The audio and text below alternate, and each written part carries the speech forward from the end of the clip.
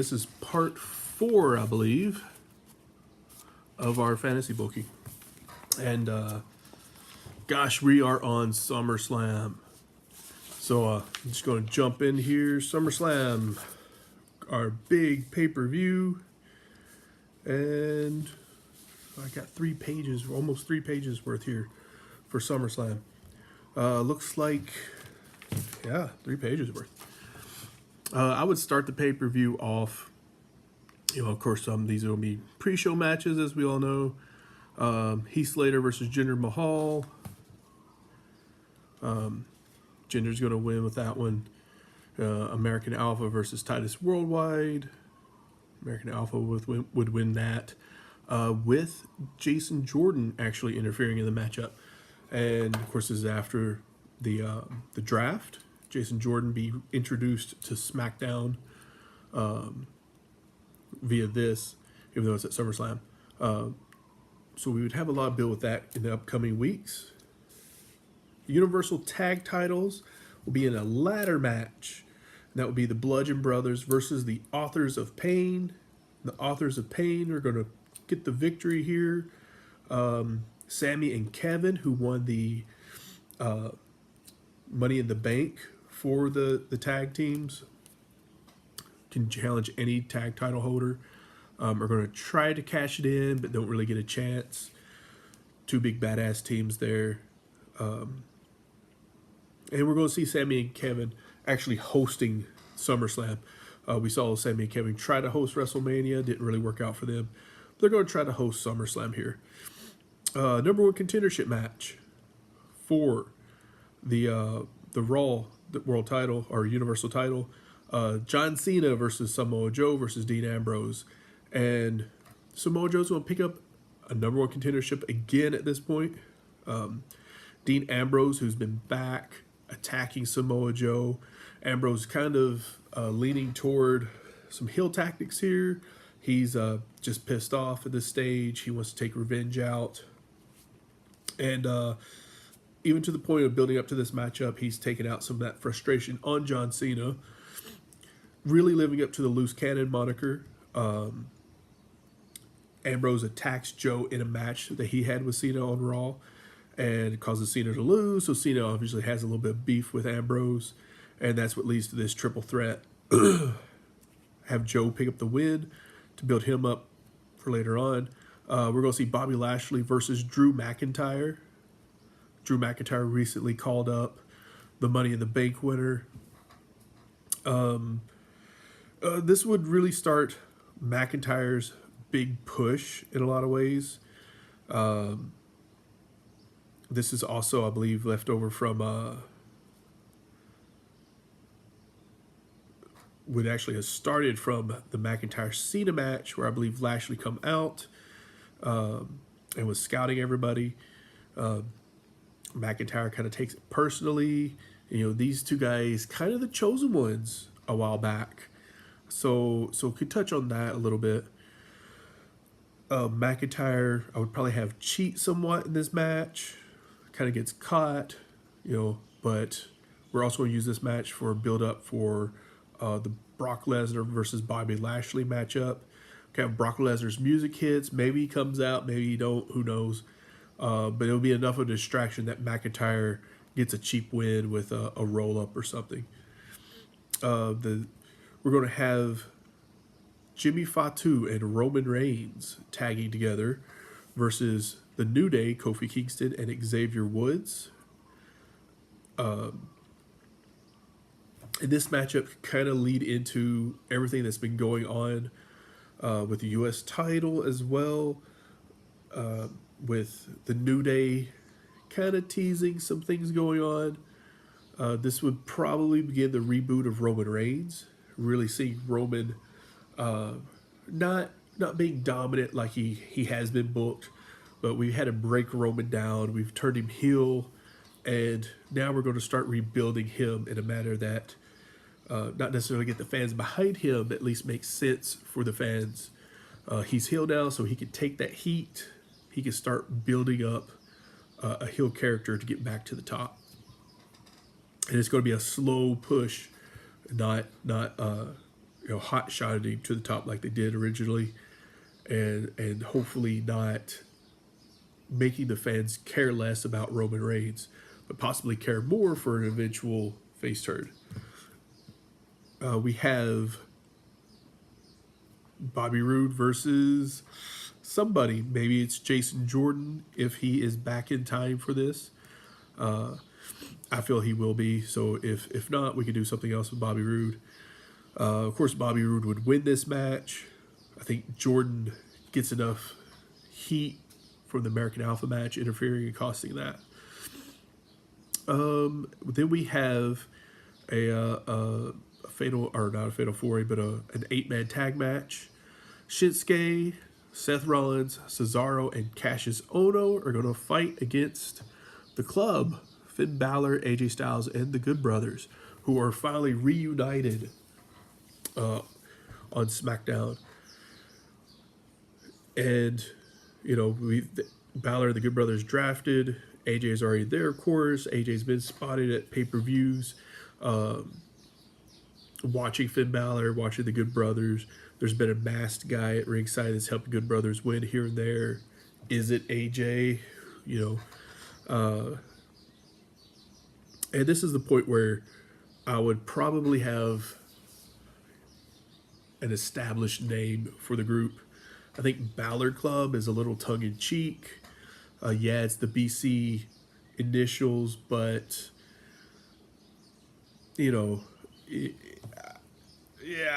it's more like a fan group than an actual stable name.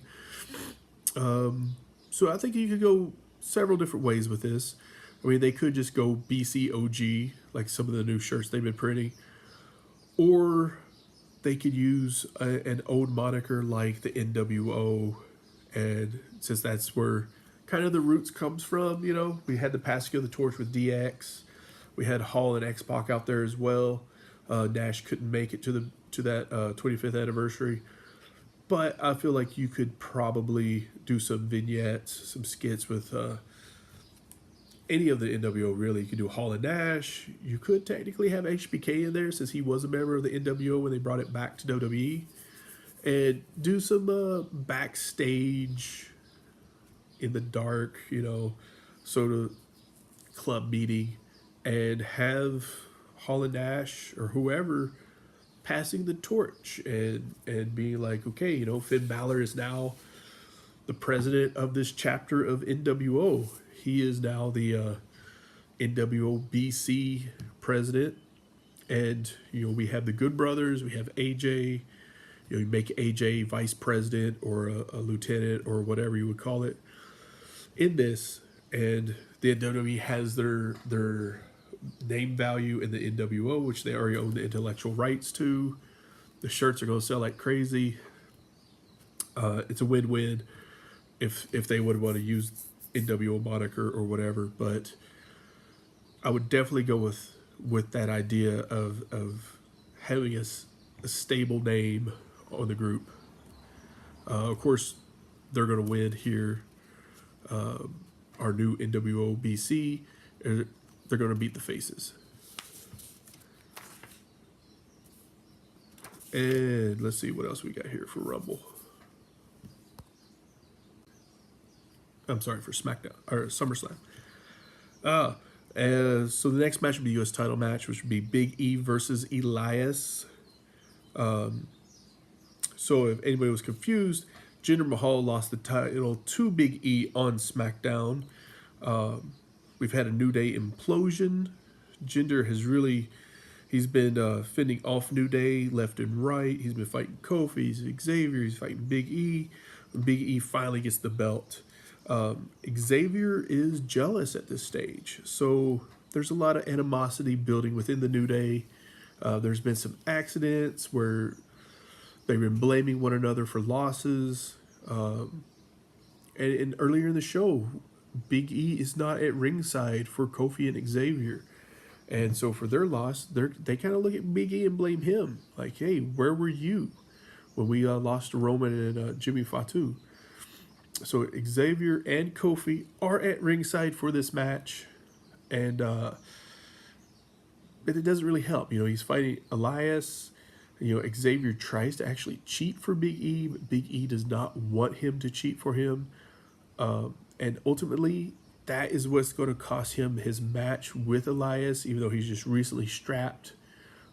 Big E's just a transitional champion at this stage. Big E loses to Elias in this matchup, and of course, Xavier and Big E are going to clash. That brings us to the world title match from SmackDown, which is Dolph Ziggler versus The Miz. And The Miz, who's gotten a big push at this stage as a face, recent father, and in Zack Ryder's corner, Ziggler's corner is Zack Ryder. Ziggler has been strapped since WrestleMania, I believe. So here we are at SummerSlam. Ziggler's still the champion. He's been dominant with Zack Ryder in his corner, cheating at all costs. He's been fed Seth Rollins, Cesaro, AJ Styles, Nakamura at the pay-per-views leading up to this, and whoever else on SmackDown when he's defended. The Miz was drafted to SmackDown, come in as red hot. Miz Taraj was disbanded on Raw, so it's just been Miz on his own. And they've been building this small feud up. And there's probably like a small feud maybe with Elias or somebody. So building up, you know, and Miz is a dad. He has a baby daughter. He's a family man. He's got that TV show all about his family. So it'd be a pretty quick and easy build for Miz as a big face. Big white meat baby face. So everything against all odds here. The Miz beats Ziggler for the belt. And I would possibly even have this as the main event of SummerSlam instead of the Universal title match. But this would be a huge, huge big build, almost reminiscent of like a Ricky Steamboat type build in the NWA. Of course, Ziggler, in many ways, underrated. They're going to sell like crazy for this match. The Intercontinental title match, probably maybe on the pre-show. I'm not sure which one would go. Oh, a little bit of a snafu there. But yeah, the Intercontinental title match probably would go on the pre-show. Not a humongous match, but it's a fatal four-way. Big Cass versus Curtis Axel versus Jey Uso versus Baron Corbin. Baron Corbin still sticking us into that. Got to use him. I would have Big Cass pick up the belt here and go on to carry that as Big Cass's moment for a good push. The other Universal title match, whether it be our main event or not, depending on the world title, whichever way we went, is Braun Strowman again defending against Randy Orton. The second shot, special guest referee Triple H. Evolution trying to stack all the odds against Braun Strowman. And, you know, Triple H is going to turn a blind eye to Lars Sullivan coming out, Killian Dane coming out. But Braun Strowman is going to have all the answers. He's going to be able to deflect whatever cheating Evolution does. And he's going to destroy Randy Orton here. Triple H is going to have to count the 3 count. Probably a slow count. Probably not going to want to do the 3rd count. Braun's going to take him and make him count to 3. And ultimately, Strowman's going to walk out of this match. The big face, he's just destroyed Randy Orton again. The fallout from this is the next night on Raw. Evolution going to kick Randy Orton out for a second time. The newest member introduced is going to be Killian Dane. I think I just said Killian Dane come out on SummerSlam. It's not going to happen. Killian Dane's going to come out on Raw. He's going to be introduced as a new member of Evolution. Triple H in that Ric Flair role. McIntyre stepping up and taking that lead spot. Lars Sullivan, Killian Dane as the tag team. Use them as singles wrestlers as well. 2 big, sturdy guys who are just dominant. That's going to be the next night on Raw. And of course, that's going to lead in from SummerSlam. We're going to go straight to the Raw pay-per-view for Extreme Rules. And this was kind of a smaller pay-per-view, especially after SummerSlam. Not much time to build from bottom to top. Jey Uso versus Bo Dallas. Just a small match, probably pre-show level. We are going to have, an Extreme Rules #1 contendership match.